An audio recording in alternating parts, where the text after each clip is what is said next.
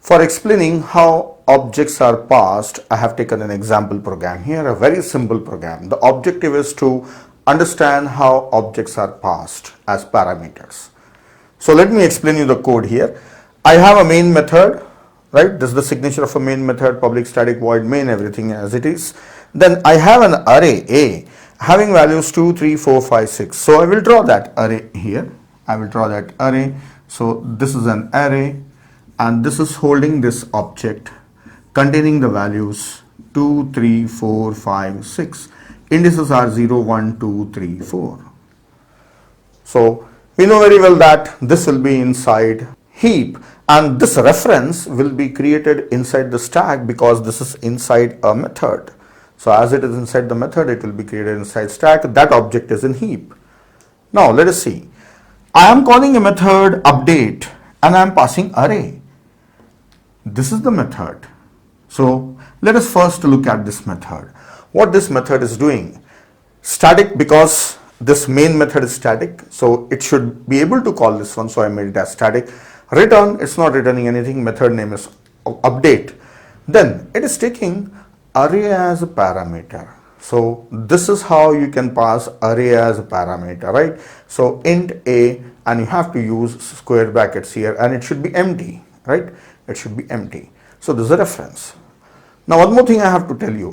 What is the name here? A. This is main method. What is the name here? A.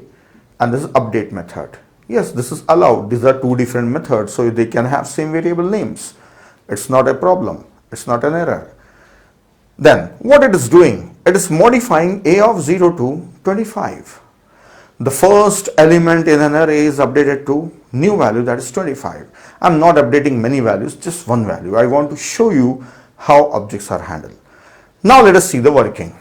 Let us start. Main method. Main method.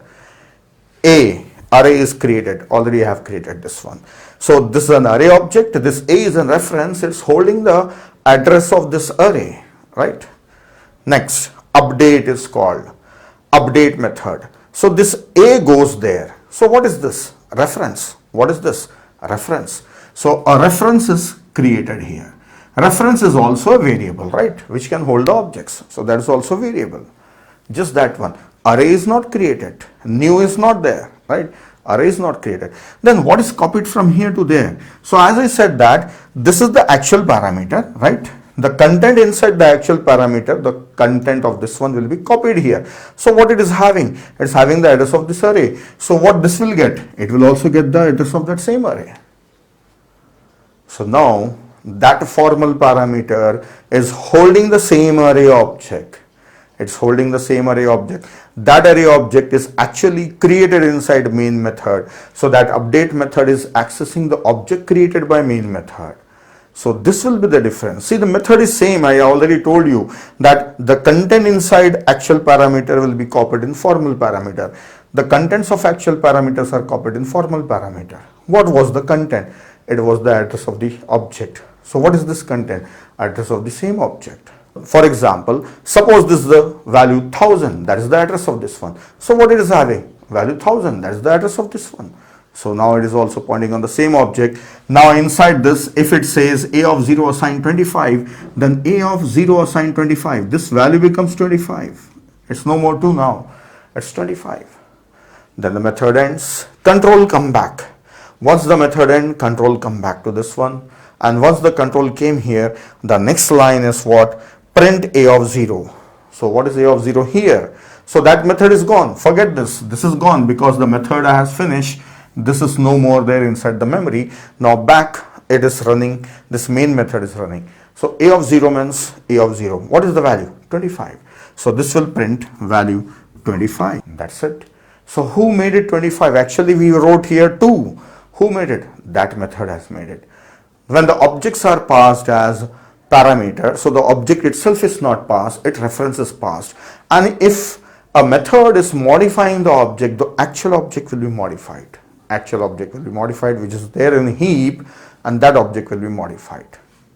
So this is the difference between passing basic data members like integer, float, double character, simple variables that are primitives, or passing objects like array or a string or anything.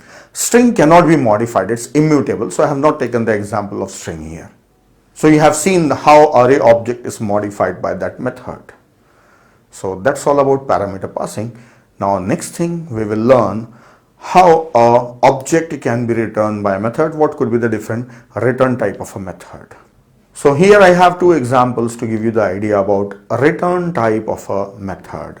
See, already we have seen this example, that is maximum. The return type was integer. So it can be integer or float or double, any data type you can take. So you can return a value of any of the data types of Java. If a method doesn't return anything, we can use void as a return type. This we have already seen in update methods. Just now we have seen update method where I was updating the value of an array. So that void you can use there. If it is not returning anything, then there should not be any return statement in the method.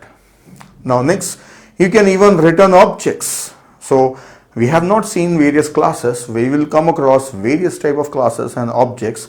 So if a method is returning an object, then it can have its return type as an object. So I have given an example here for string. See, this is the method name and this is the parameter which is taking a string, and it is also returning a string.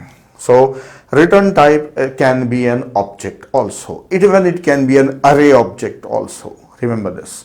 And you know very well that the objects are created in heap. So whoever is calling this method can use that object easily. Now here I have just given one example to find out a username from the email ID.